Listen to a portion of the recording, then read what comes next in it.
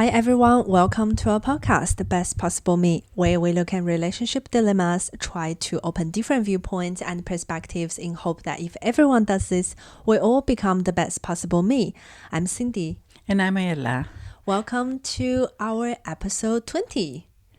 And today we will look at a dilemma. Am I wrong for not covering my girlfriend's part of the rent? Okay, interesting. Okay, yeah, would you like me to read? Yeah, sure. Okay, so I will start reading the story. I, 30-year-old male, rent an apartment together with my girlfriend, 28 years old female. Since I earn more and I turned one of the smaller rooms into my home office, we split the rent 65% me, 35% her. On top of that, the car she drives is listed under my name, and I pay for half of the monthly payment. Last month, my girlfriend just didn't send me her part of the rent. No heads up, no discussion. She just told me she decided she won't pay for that month and that's it. Meanwhile, she bought herself 2 new handbags. Now that the next rent payment is coming up, I told her that either she pays the missed months or I will use our deposit to cover August, and starting September, we will look for separate places. She got mad and said I'm the one being unreasonable here. Okay. The thing is, I honestly wouldn't even mind covering for her for 1 month if she had talked to me. What boils me is that she made that decision without telling me, just assumed I'd pay and she could skip her share. She has plenty of savings and a well-paying job, yet she puts this arguing that I am not poor either. Is it me being the a-hole here for being angry and doing this? Okay, interesting. So the first thing that comes up is communication about finances. I mean, the moment a couple decides to move in together, rather than just housemates, where obviously everyone pays for their own things, I think that's an important thing to have clear communications about finances. And they kind of did because he said, I get paid more and I'm taking 1 extra room, so I'm paying more. Yeah, they have a system set up. Yeah. Yes, but is it a system set up, or is he actually using a bigger portion of the house and that's why he's paying more? So again, sometimes people get into situations that look like there's a system because someone kind of said something and they just made it happen, but there wasn't a real full-on discussion. Okay, so maybe when they just moved in together, he came up with this idea and she agreed, and then that's it. So they didn't really have a deep conversation about it. Yeah. And being together is much more than who covers the rent for the money for the apartment, or even the expenses for the car, because it's also about the shopping and it's also about when we go bills, out. Yeah. No, even when we go out. And there's elements of how much each person puts into the house. So maybe, for example, she pays less bills, but she does more housework. Yeah. And housework, if she does the housework, that means that they don't need to pay for a maid to come in and do it, for example. That needs to be valued as well. Yeah. And I don't actually think that everything has to be quantified into an amount of money. Because the moment you're partnering, there's also an element of respect. So if each one of us thinks, what is the maximum I can put in to this relationship and give the best of what I can into the relationship, then the arguments about money are not, you don't quantify everything. So you don't say, oh, I do this household chore and it costs this amount, and I mow the grass and that costs that amount. Yeah, I see your point. It shouldn't be calculated to $1, down to $1. Yeah. It's you're good at X, Y, and Z. I'm good at A, B, and C. We're both happy for whatever. I have more time than you. You have more time than me because of work commitments, because of other obligations. And if each one of us tries to do the maximum they can for the other, then it all looks very different. I see your point. In the ideal world, I guess that's what a healthy relationship looks like. But at the same time, I'm worried there are people who are concerned they are being taken advantage of. Yes, but once you go into a partnership, do you still think selfishly or do you think as a partner? Because when you look at things constantly selfishly, you calculate all the time. And you constantly look at, is he taking advantage of me or is she taking advantage of me? And if you constantly look, you might find situations where for a while, at a specific point in time, whatever, that's what is actually happening. But maybe it's because he just lost his job, or maybe it's because she's really stressed with work at the moment, or whatever. But if you look at it, and both partners constantly look at it as a partnership, and not as a me, then that question doesn't come up unless it's very, very obvious that one side constantly does and the other side constantly sits back and doesn't do anything. Okay. But I don't think that's I don't think that's the dynamic of this relationship. It's not one does everything, one doesn't do everything.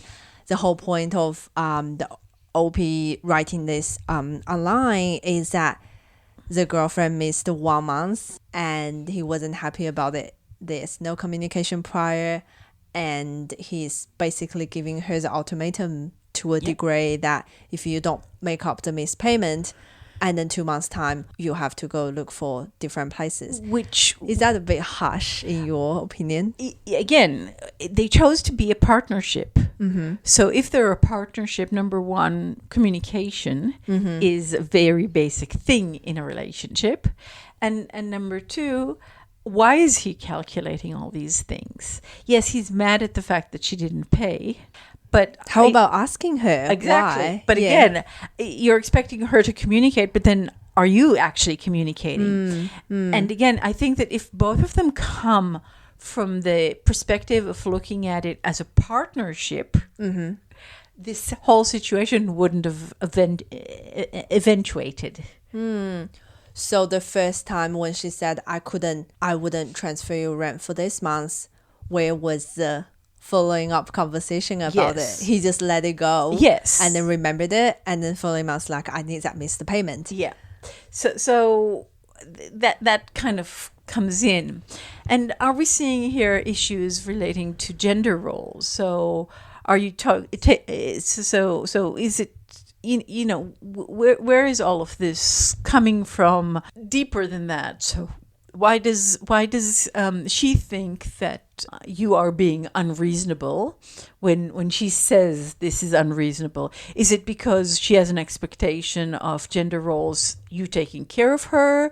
Does she understand the price that both of you are paying in this way of thinking? Does she feel that she contributes in other ways? Maybe she does the cleaning and the cooking and all of that, so she feels that that deserves a new kind of conversation about splitting the bills. Is it because she's spoiled and always got her way, and that's why she's seeing this as unreasonable?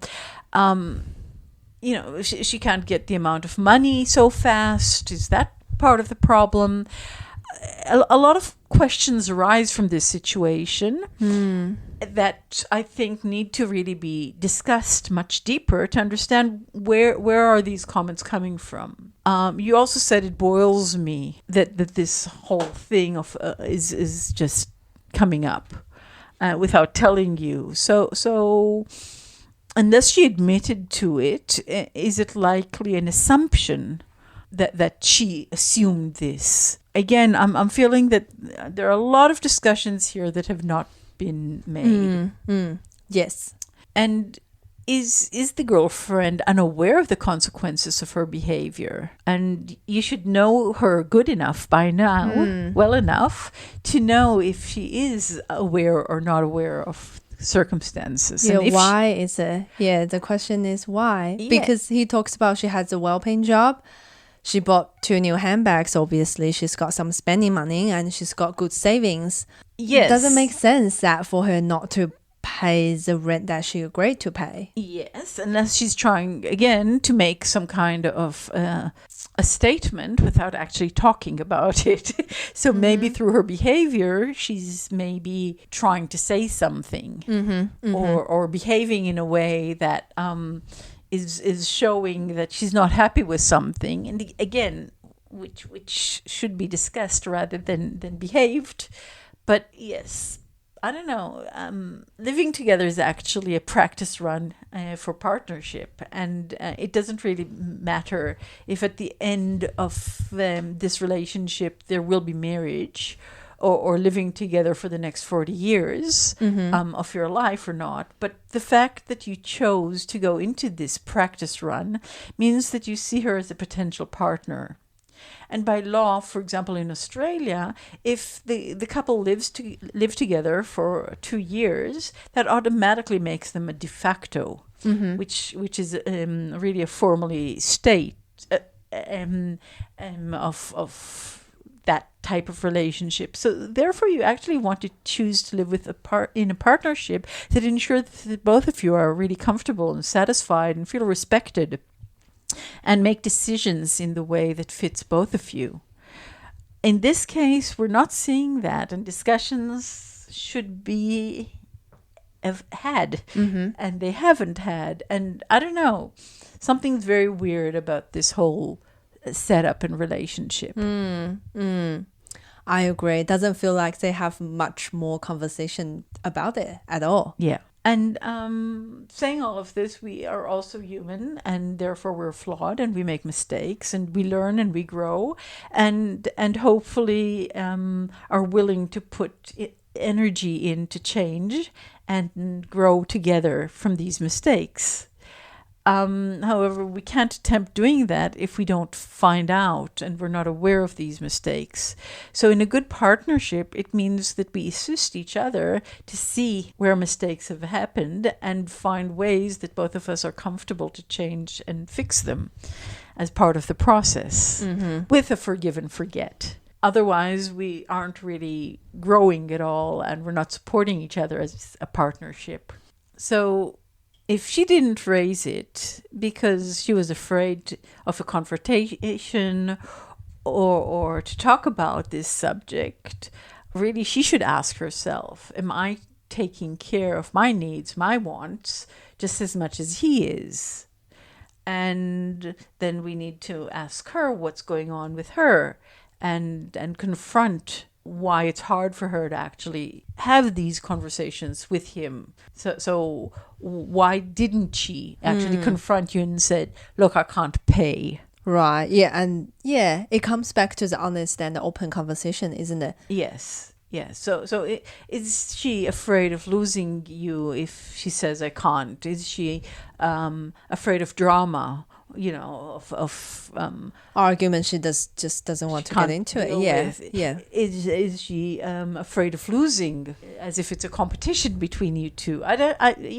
We don't know. Yeah. We don't know, and that's where we need to actually stop and check a lot of things in order to help both of you in this relationship. Right. Is there a version from the girlfriend side? So there is, and it'll be interesting to hear, because maybe that'll give us more light to what's actually happening here. Yes. Okay. So I've been living with my boyfriend, 30-year-old male, for 3 years now. We have moved in together after dating for over a year. We both have good jobs. We share most of the household chores, and overall our relationship is stable and good. However, I think we have a bit of an issue when it comes to expectations. He has always been fair in the sense that he pays more of the rent because he uses more of the house.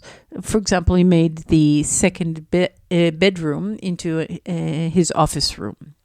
He's very mindful of whoever makes dinner so that the other person will do the dishes.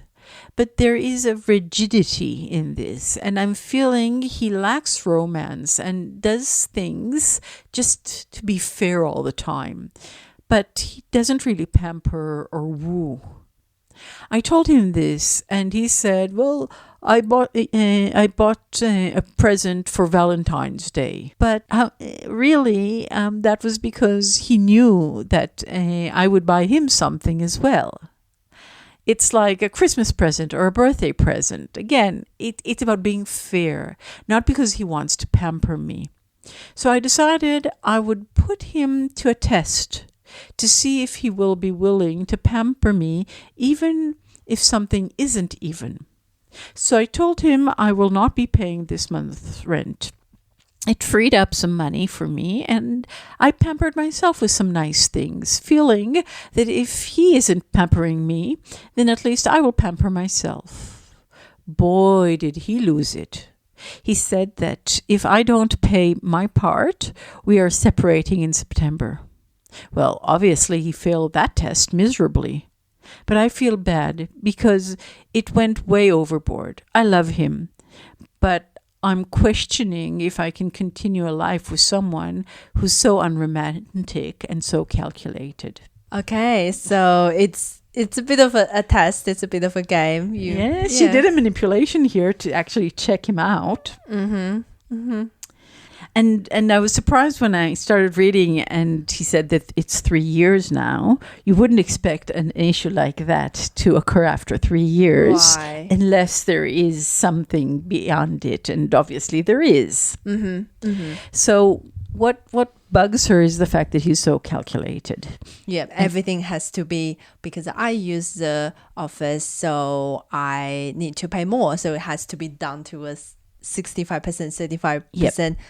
And looks like it has been like that for the past 3 years.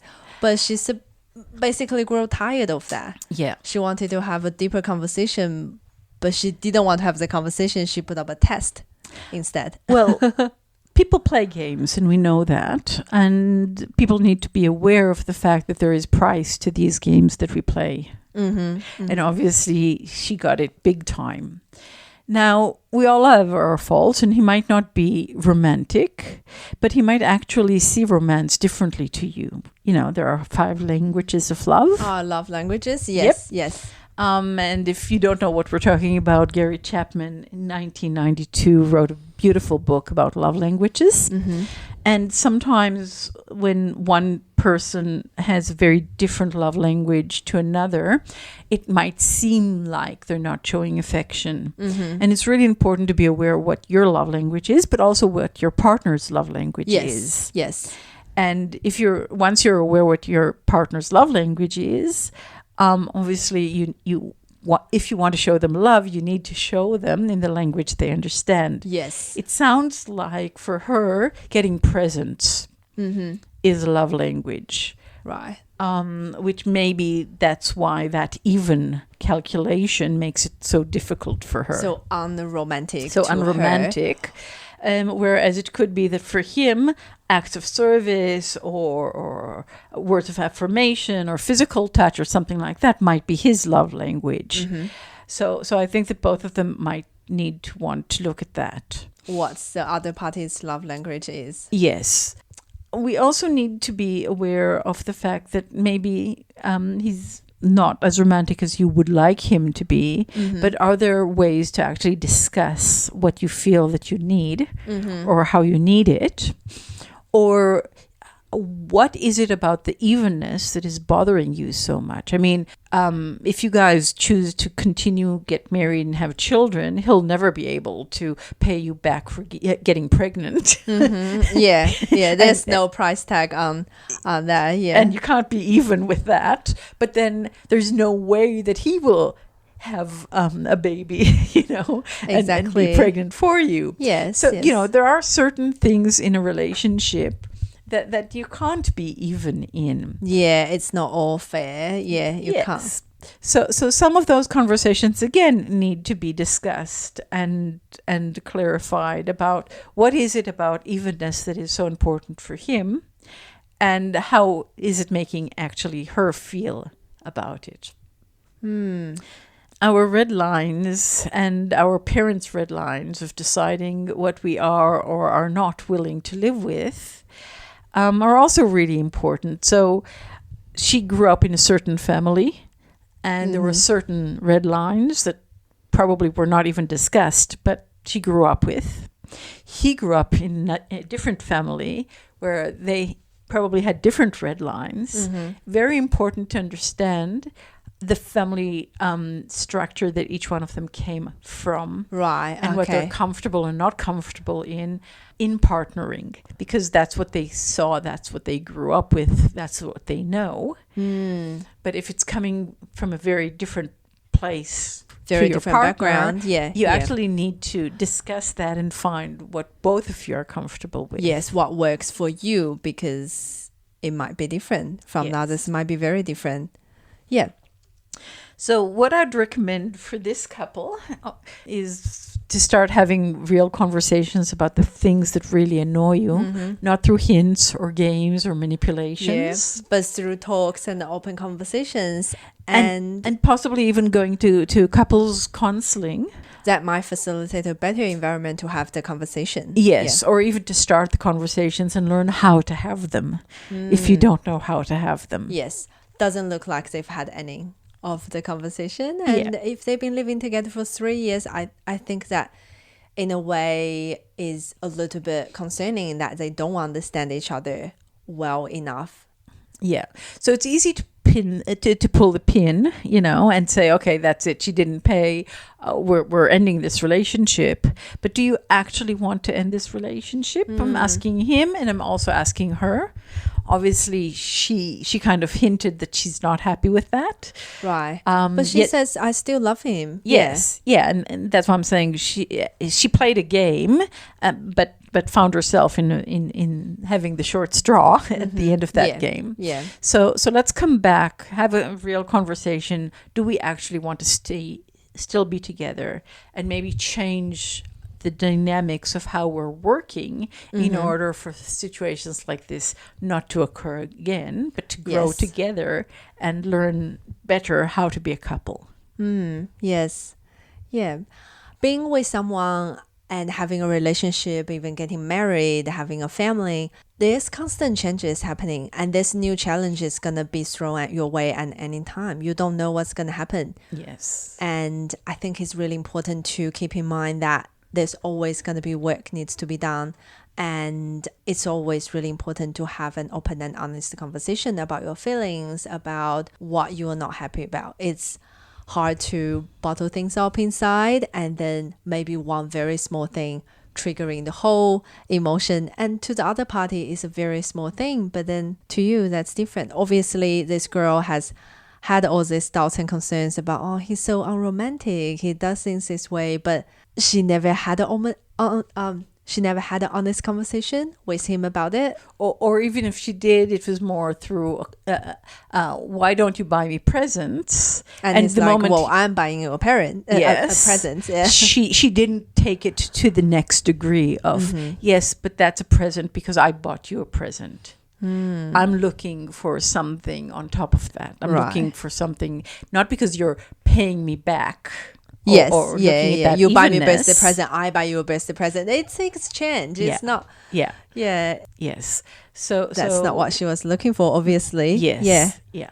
So. Yeah. Understand your partner's love language. That's really important. Beautiful. Okay. So thank you very much, Cindy. Thank you, Ayala. We will see you in the next episode. Bye. Bye. If you also have a relationship dilemma that you are struggling with and you would like us to bring it up here anonymously, you can email us on bestpossibleme.podcast@gmail.com. You can also find the email address in our podcast bio.